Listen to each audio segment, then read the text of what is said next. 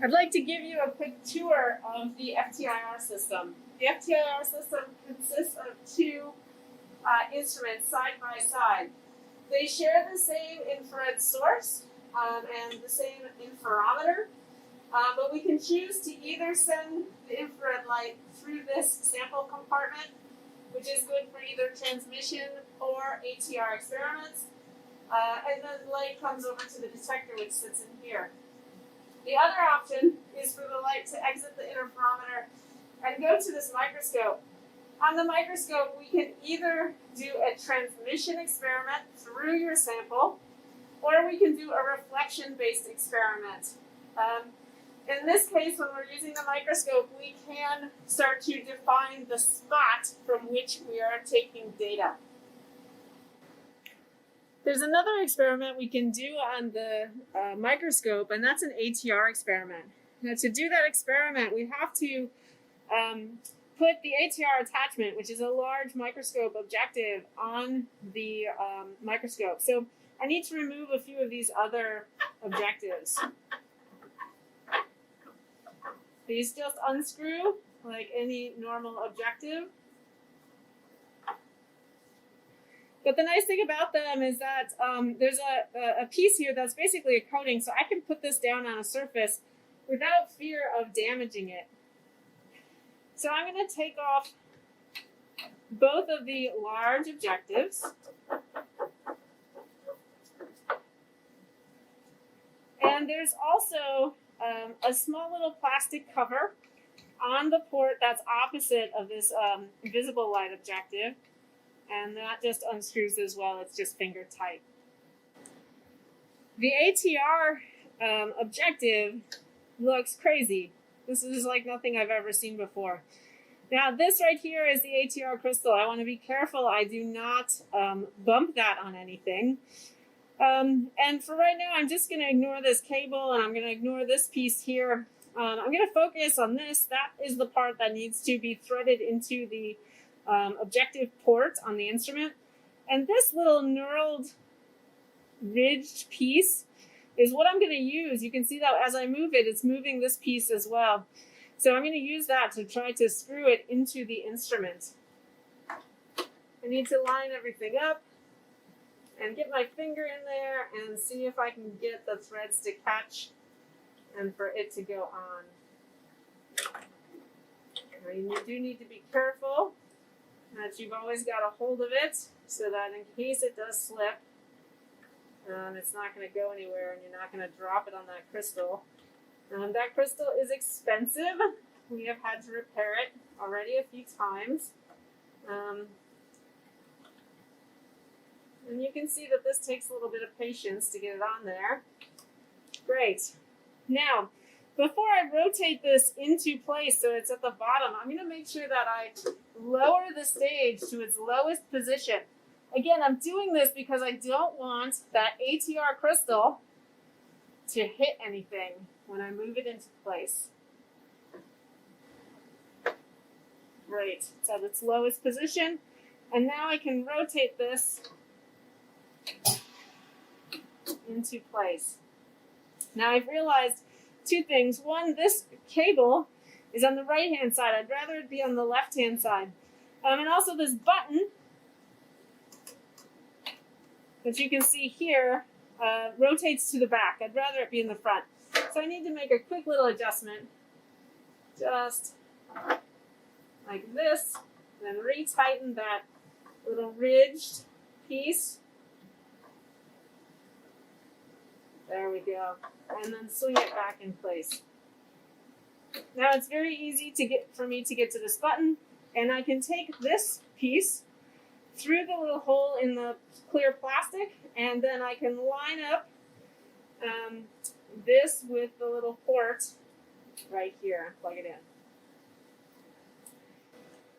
Now this is a closer view of the ATR microscope objective, and I want to show you a little bit about how it works. There are two different positions, an upper position and a lower position. The upper position is for any kind of imaging that you need to do. The lower position is for actually taking infrared data. Now, to switch between the two, you need to use this button here. And I want to show you how to do that. So right now the system is in the upper position. If I hold this button in and then pull this objective down all the way to its lowest position, then release the button, it should stay in place.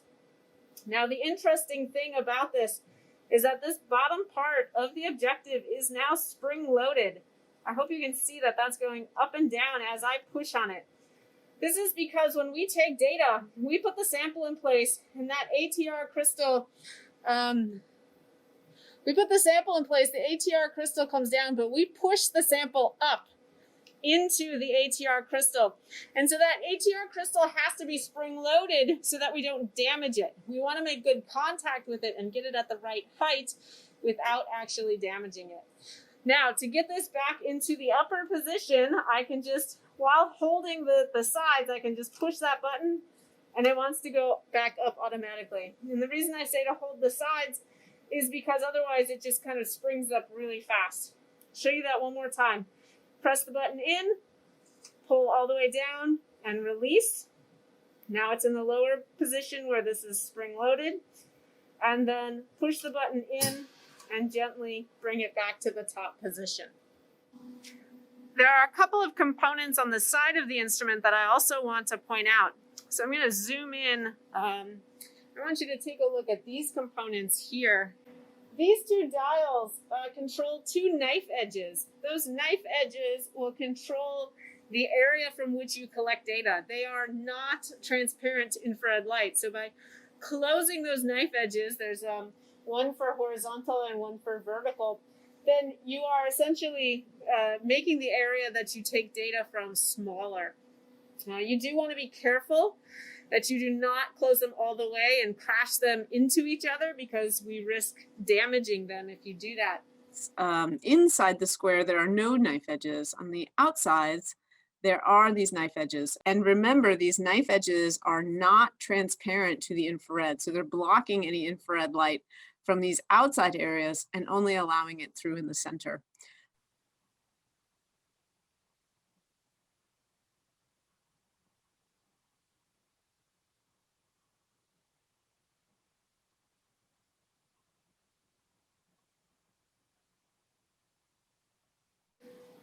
When you're ready to start taking some ATR data, the first thing you're going to want to do is to take a blank. Now, the blank is typically taken with just the ATR crystal, but remember, there is an appropriate height for us to take that data. And so we need to kind of push up on this objective without actually touching the ATR crystal. So let me show you how we do that. First, we're going to use a Petri dish. You can see this Petri dish says 4 ATR on it, and that's because we use this Petri dish just for ATR. I'm making sure that this is in the uppermost position and that the stage is as low as it'll go, because I'm going to need to slide this under here and I don't want to hit the ATR crystal. So I'm going to make sure that I can see visibly with my eyes that there is a gap between them and just try to center the Petri dish underneath the crystal. Now I'm going to bring the objective to its lower position. You can't see this, but when I do that on the front of the instrument, there's a red light that comes on. I am ready to start raising the stage. By raising the stage, using the focus knobs in the back of the instrument, I'm able to start to raise the Petri dish, and pretty soon the sides of the Petri dish are going to make contact with the bottom of the objective, but not the ATR crystal. The ATR crystal is sitting in the center of this Petri dish, essentially suspended above the bottom of the Petri dish. And if I keep moving it up, the Petri dish pushes on this lower part of the objective. Remember, it's spring loaded, and so it pushes up just enough. Now at some point, I will hear a beep, and that red light will go off. I want to now fine-tune the adjustment. I did all of that with the coarse knob on the stage focus. So now I'm going to use the fine focus to bring the stage back down. When the red light comes back on, I can stop and go back in the up direction until that beep happens and the light goes off. Once you've taken data from the blank, Then you're ready to take data on your sample. I'm going to first make sure that my stage is all the way down so that there's no chance of me hitting the crystal on my sample.